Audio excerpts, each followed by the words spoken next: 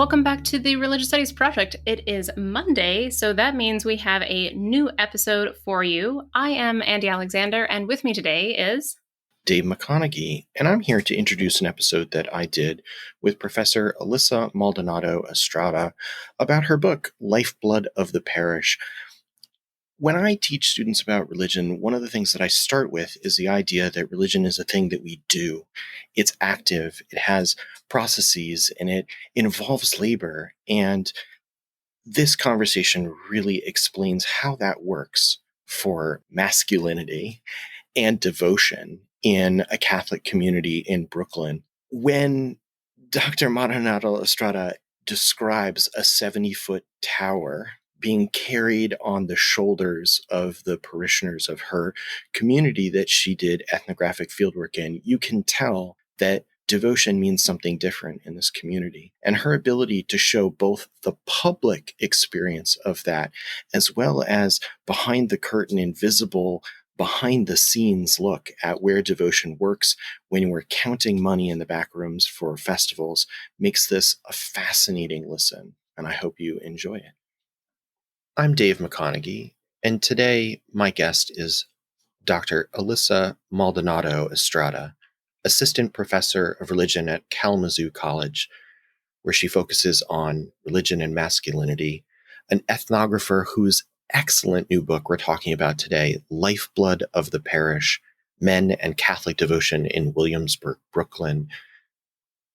She is also the editor of Material Religion and a young scholar in American religion for the IUPUI's Center for the Study of Religion and American Culture.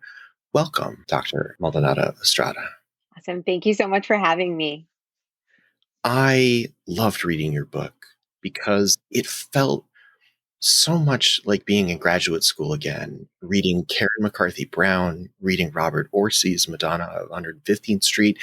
This is an important book, and you have done a great service for our field by focusing on devotion and masculinity in new and exciting ways. And I'm so thankful to have you on to talk about it today with us. One of the things that I was most struck by as I began to explore the world of Brooklyn and Italian Catholics was your parallel understanding of devotion and gender as bodily techniques. Can you say a little bit at the beginning here, who are these Italian Catholics and why, once you began to study them, did you see devotion and gender in similar ways as scholarly categories that we might use to talk about them? Yeah, so I love this way in. So I spent around 6 years at a parish church in Williamsburg, Brooklyn. This church is called the Shrine Church of Our Lady of Mount Carmel. So this church was really founded in the 1880s as an Italian national parish. Today, of course, it has kind of a different composition, or it isn't quite like the neighborhood has changed a lot. But one kind of defining thing about this community is their annual feast for Our Lady of Mount Carmel and St. Paulinus, aka San Paulino. San Paulino is the patron saint of Nola, Italy. So the crowning moment of the entire year is this summertime feast, where many of the Italian American parishioners, they get together. There's a street fair, there are processions, and the most spectacular thing that happens during this feast is a ritual called the Dance of the Giglio. The Dance of the Giglio is what I like to call a devotional spectacle. The Giglio is this 70-foot tall, 4-ton tower. It's like a tapered tower. It's decorated with angels and saints. Sometimes it has like a life-size rosary or a risen Christ. This is a heavy kind of piece of craft, right? And men get under the poles of the Giglio and lift it on their shoulders, kind of up and down the streets in front of the church. So this is a parish where we see very kind of typical devotional practices like processions, visiting a shrine, lighting candles. But then maybe some of these unexpected sorts of devotions, like lifting very heavy things and really having men as these front stage devotional actors. So I was always interested in Catholic devotions, especially as they take place in public. So as I was kind of starting out research in this field, I'd visit lots of feasts, I would walk on these processions. But there's something different about this community in Williamsburg. And I think that's the gender dimension.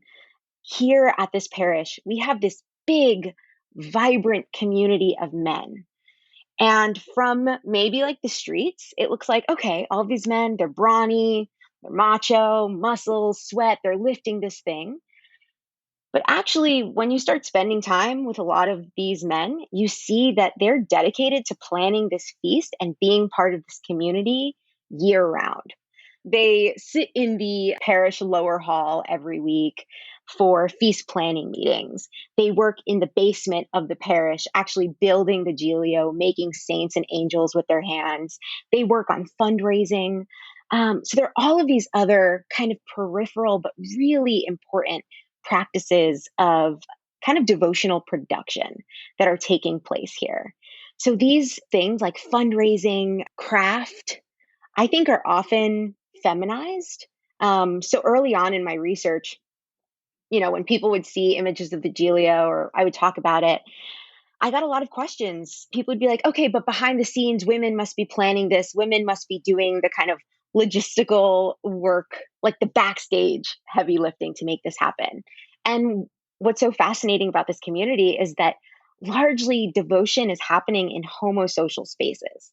This is devotion happening between men and men doing their devotion together.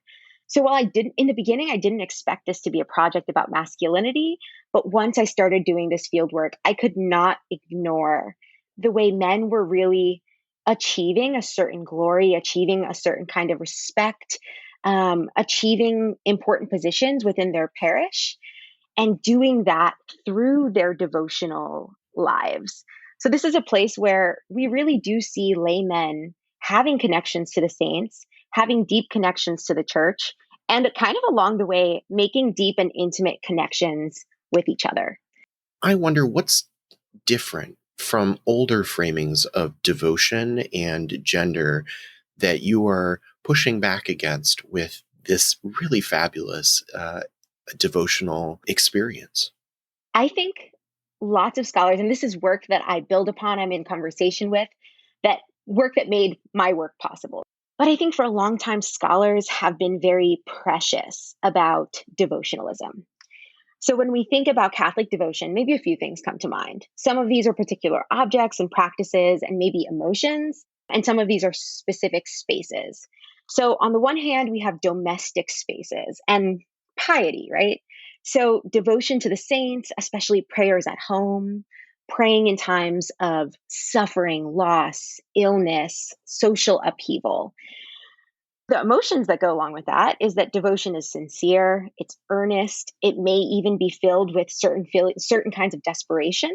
Devotion is what Catholics do as they're working out their place in the world, whether that be the pains and realities of immigration or the trials of motherhood and family life. These are kind of the big themes we've seen here. And of course, devotion has been equated with what women do in their Catholic lives. So Robert Orsi famously said, Catholic devotionalism is a woman's world. And there's no need to qualify any popular devotion as a woman's devotion because that's just redundant. So I think devotion has been seen as a woman's domain. It's where they uniquely approach the saints. It's where women are overseers of devotion in their homes, grandmothers and mothers that socialize their children into Catholic lives. So I think devotion has been seen as extra liturgical, intimate, personal practices, emotional, tender. But the last thing I'll say is that it's also material. So it's reliant on statues, prayer cards, holy water, rosaries, and how all of these objects are treated with care and affection.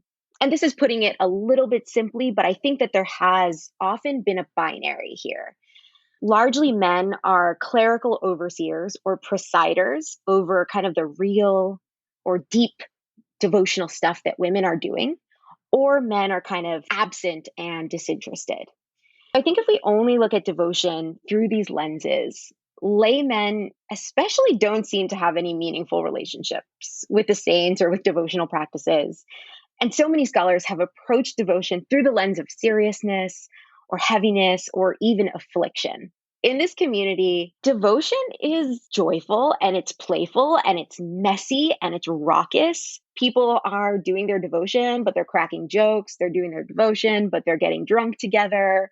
They're building friendships. So I think my book does a new thing in approaching the devotional lives of Catholic men and trying to see what masculinity has to do with that and how certain devotional practices are masculinized. And then I think the other thing I'm doing is, I don't know, doing the not so serious study of devotion and trying to see how certain practices come to matter to Catholics and how certain practices come to be charged as devotional or to be charged with certain meaning. So this meant for me, I had to get rid of a lot of assumptions about what religious practice looks like in order to dwell with men in their spaces and not only listen to what they were saying, but to see what they were doing with their hands and to see the kind of skills they felt like they could offer to the saints, the skills they could offer to their church, and try to understand how that was devotion too, even if it doesn't look like seriousness and tenderness all the time. I think this is a great opportunity to talk about how you found all of these things out. Can you talk a little bit about what it was like to be an ethnographer in these spaces? Yeah, so I love this question. I love talking about ethnographic methods. So, I mean, one of the main things that's going on here is that I'm a woman. I'm not Italian American. I'm Puerto Rican. And I wrote a book about Italian American masculinity. So, obviously, to do this work, I was crossing lots of gender and ethnic boundaries. Luckily, this is a community that has been studied by other scholars, largely by Italian American men. So there have been dissertations, there have been articles, there have been, book chapters. They know what it means to be kind of the object of the scholarly gaze, which I think made my presence in the beginning like understandable and palatable.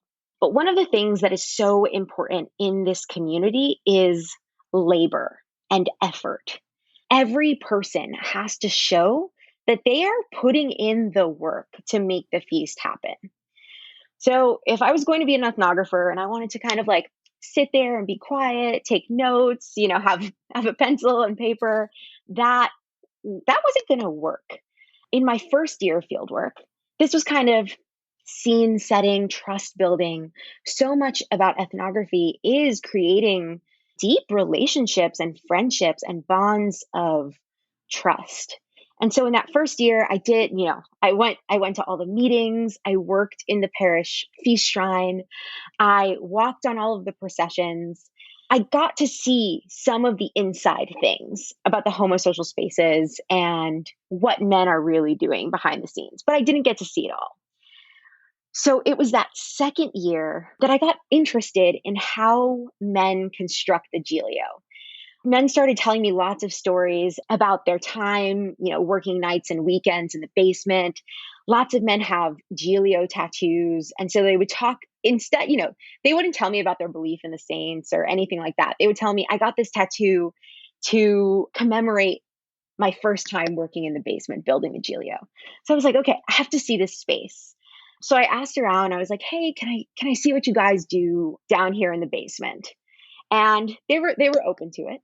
So I get to the basement and the basement is full of refuse, like all the nativity scene statues are down there, kind of old and broken statues in all kind of states of disrepair and nudity. And then it's also kind of like a workshop. So power tools, paint cans. It's this like messy subterranean space. And one thing I think is really cool about this space is that we see devotional objects under construction and we see men and masculinity under construction. So I think as men are down in the basement fabricating the Gilio, they're also building and enacting a certain sort of masculinity that's about craft and creativity, that's about physical manual labor practices, and that's about dedication to the parish and tradition above all. So when I got to the basement that year, for some reason, there had been an absence of volunteers. There were some, arguments going on, and there were just not enough young men to paint the Giglio. So one of the guys asked me, he was like, do you know how to paint? Do you know how to mix colors? And I told him, I was like, yeah, I've taken art classes. I know my way around a palette. I know how to mix some colors. And that was kind of the beginning of me working in the basement, painting the saints on the Giglio for years. It was only through my own labor, through matching the devotional labor of the men, through having certain artistic skills, through learning how to demonstrate my own dedication and my own work, that I was able to get access to this behind the scenes space. This also opened up other behind the scenes spaces. So one of the main ones I talk about in the book is the money room. What happens during this feast is yes, they walk on processions, they lift the Giglio, but one of the main goals is to raise money for this parish. This parish is in a super gentrified, the trendiest neighborhood in Brooklyn. Lots of Catholic parishes have closed. They've been, deconsecrated and sold as condos. And this church, OLMC, Our Lady of Mount Carmel, is kind of the holdout. They're still there, and they are kind of vibrant and surviving. And so money really matters in this community. So one of the things the feast is very important for is raising money. All of that money needs to be accounted for. And this happens in a kind of backstage room called the money room. So my work in the basement, kind of painting saints, making certain iconographic choices, making sure things on the Giglio were legible as Saint Rita or the Sacred Heart of Jesus, that opened up, my trust. They opened up other people trusting me enough to also let me count tens of thousands of dollars with them. Many of these were largely all male spaces, but I was able to access them in ways that were surprising to me, that there was flexibility in that. I think I was able to enact certain masculine skills and know-how that they were looking for. And in seeing what spaces were open to me and in seeing what spaces and practices weren't, I was able to discern kind of the workings and constructions of masculinity in its more flexible registers and in its more rigid forms. The combination there of consumptive practices about money and the necessity of the financial success of the entire parish are so compelling.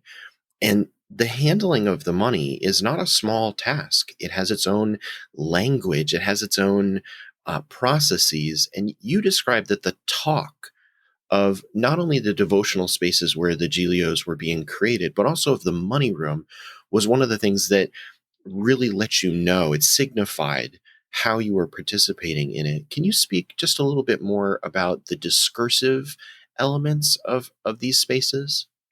Yeah. So, in one sense, I don't think we can separate the discursive elements from the embodied practices. So I'll talk about both together. So I think sometimes when we think about, we have a turn towards religion and business, religious economies, all of that, consumption practices. I don't think when we talk about those things, we necessarily talk about literal money, like dollar bills, getting your hands dirty, handling and accounting for all of this. The money room is the space where every kind of mass collection and novena collection would end up. There are also all of these other arteries of the feast that have money flowing back into the church.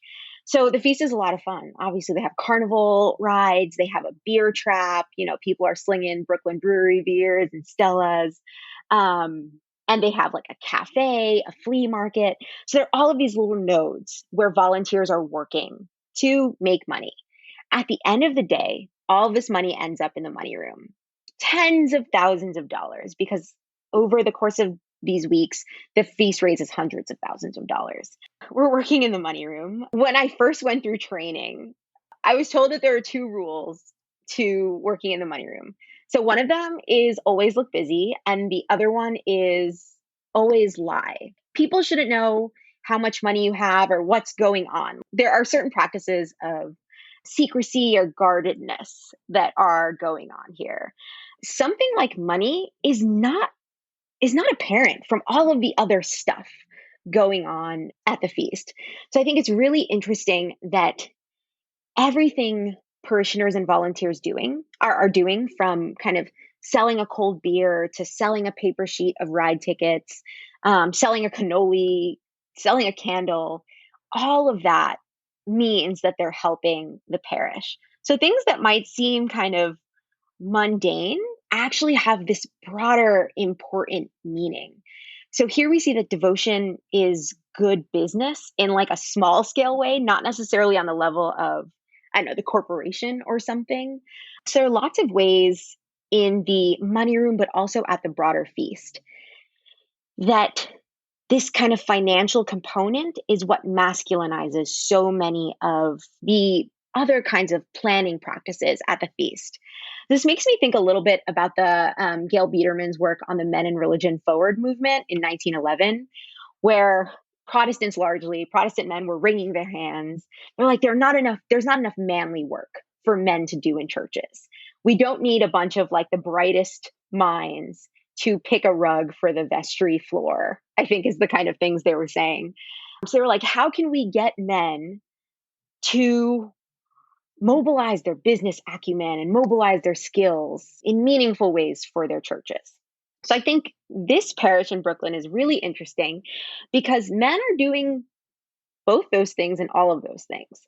So some men historically, like I'm talking about when they were planning the feast in the 1950s, 1960s, there were men on committees to pick the proper color khaki slacks, or like the pattern of a hat, or the little gift, that donors would receive, whether it was a letter opener or something else.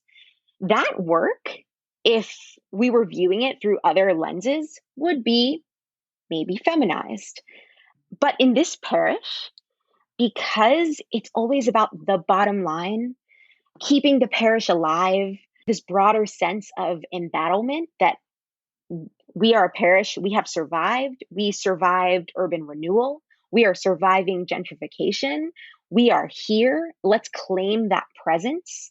All of that talk about the feast being the lifeblood of the parish makes any kind of labor, from something bodily like lifting the Giglio to something maybe smaller like designing a t-shirt, all of that makes men's labor of the utmost importance.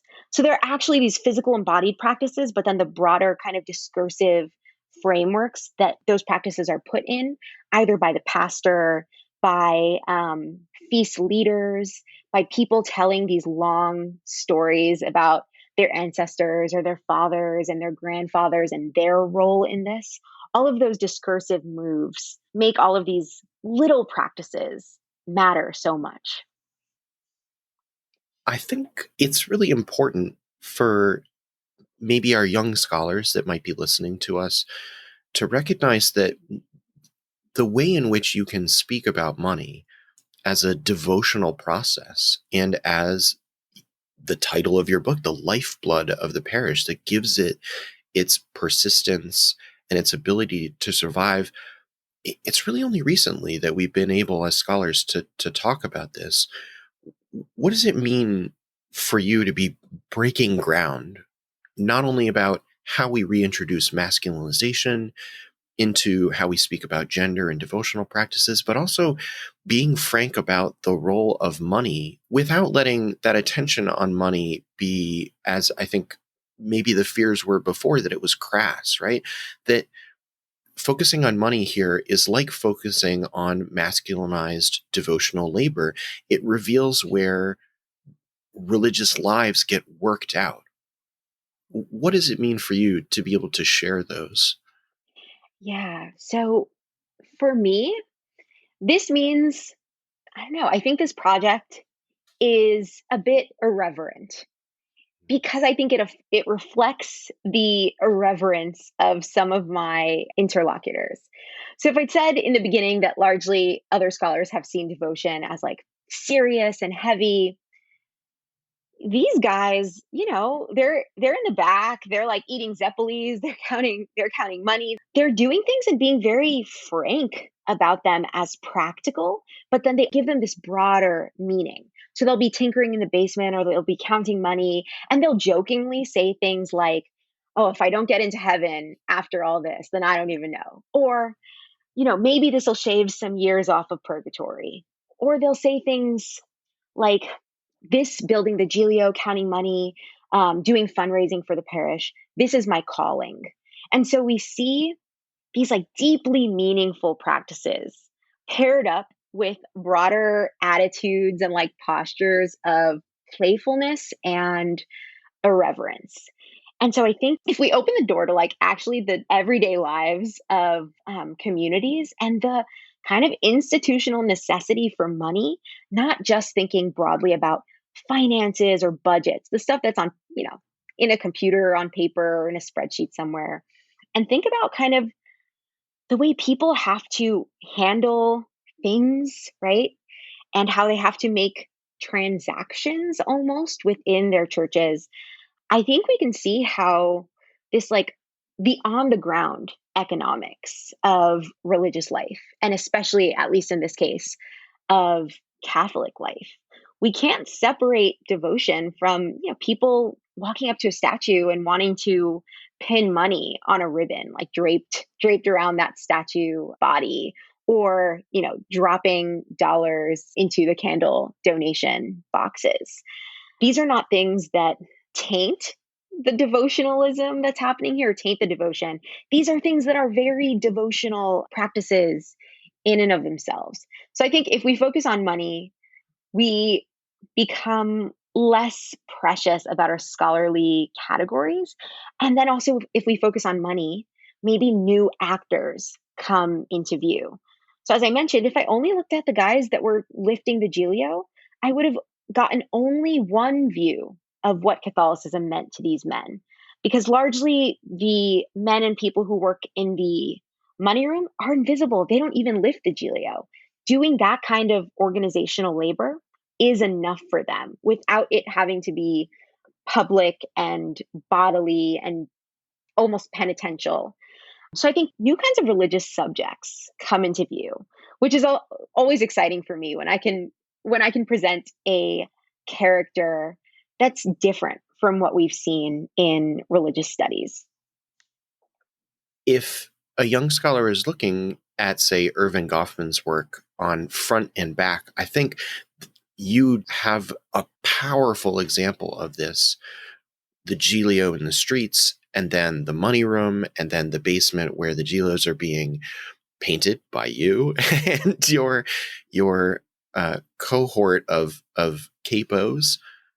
What do you think really changes when, in your scholarship, you move from those spaces? Because you seem to move fluidly between them. Is that the case for the congregation more generally? Describe a little bit about the spatial logic, or as you say, the kinesthetics that happen on the street, and how they're quite different than what needs to happen, say, when you're painting an object that's going to be viewed from 60 feet away on the ground, how that really changes your relationship with the objects that you're working with. Yeah, I really love this question. And I think it gets at socialization and how that happens in this community. And I think it also gets at religious identity and religious embodiment as a developmental process.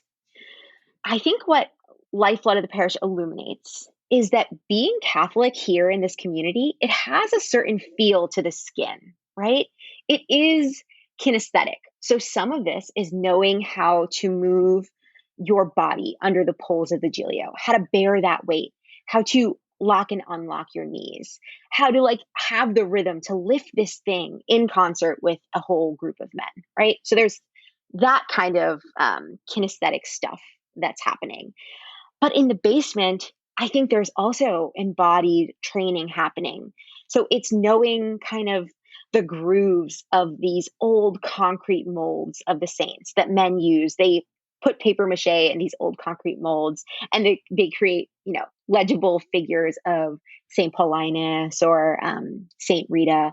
It's having a certain skill and facility or openness to learning how to use a table saw or learning how to wield a paintbrush in a certain way. And so if Catholicism has the kind of developmental process of the sacraments, I think what looking at all of these other spaces shows is that there are other ways in which Catholic bodies and Catholic know-how is developed. And those things might be happening in parishes kind of under our noses. So I think so often recently, scholars have looked outside of church spaces, especially in Catholicism, looking to homes, looking to, women's basketball teams, backyard spaces, lay organizations that meet outside of churches. But actually, there are places in parishes and there are rooms that we haven't yet explored or doors that we haven't yet opened to see how Catholics are bound to their churches in ways that are not necessarily the sacraments or not necessarily liturgical. So I think if I'm saying that Catholicism has a certain feel to the skin, it's kinesthetic, it's about certain feelings of touch or certain bodily skills, masculinity is all of that too. And in this parish in particular, we see that it's not just muscles, but facility with a spreadsheet, like the ability to count bills really fast or know exactly how to dip them into a money counter or how to unpin bills from a ribbon. Like these are all things we wouldn't necessarily think of as skills, but then you get there and you see these matter to people and you have to actually go through embodied training to learn them. All of that stuff is backstage. And I love Irving Goffman. I would say that his presentation of self in everyday life is the most dog-eared book in my entire library. His theory of front stage and backstage and different regions is so key to understanding this. So what we see on the front stage is this finished product, the Giglio, the decor of the feast. And what we don't see there is kind of how this is all made or how it comes to be. And I'm so interested in that process, the unfinishedness of masculinity, the unfinishedness and kind of messiness of devotional objects and how people handle them with their hands, especially when they break or when something goes wrong. One last thing I'll say on this, I'll bring in an example from the book. There are lots of different Joes in this book. So if you read Lifeblood of the Parish, there are a lot of characters named Joe. So there's a particular Joe that I'll mention here. Joe was Jewish, but grew up in the feast community. He said he had been going to the feast since he was in the carriage. His grandmother used to take him to the feast. Even though Joe only officially became Catholic a few years ago, Joe had the bodily know-how of the feast. He lifted the Giglio. He knew how to do motions during Mass. He knew what it meant to walk on a procession. He was devoted to this community, even without that kind of official sacramental process. And so he had all of that skill.